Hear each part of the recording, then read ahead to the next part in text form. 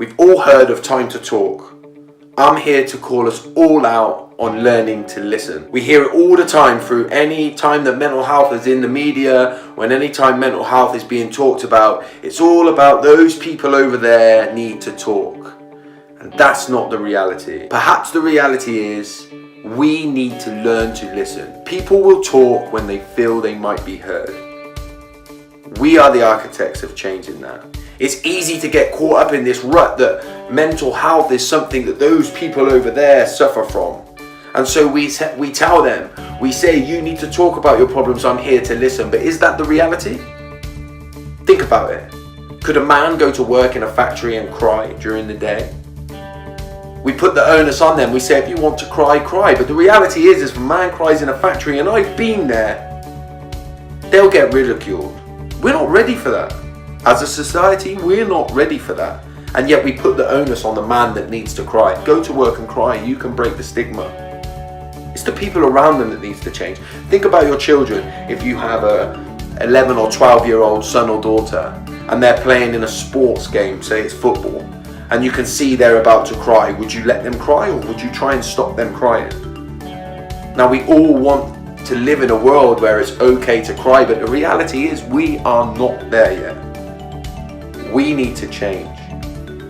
The mental health conversation needs to be we, not a you conversation.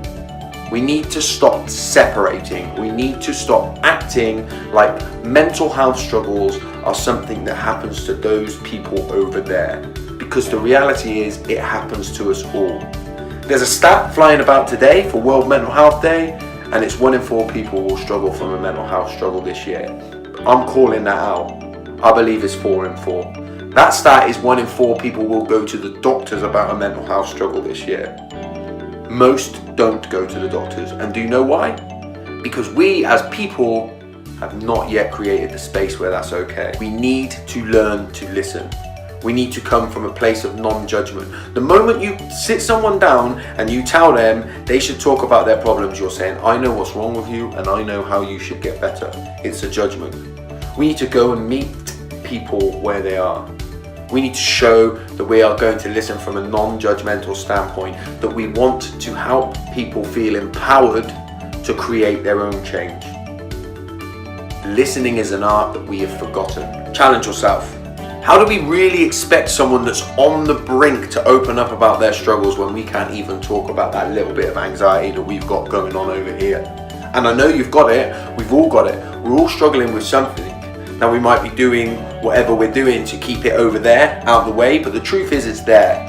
And if we can't share our own experiences, how the hell can we expect those people over there to be able to share theirs? The moment we make World Mental Health Day about telling people to talk, we separate.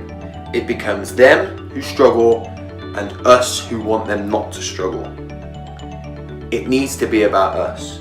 Change around stigma is created by open conversation, inclusive action, and leading by example. Stop telling them over there to talk and start creating a we environment.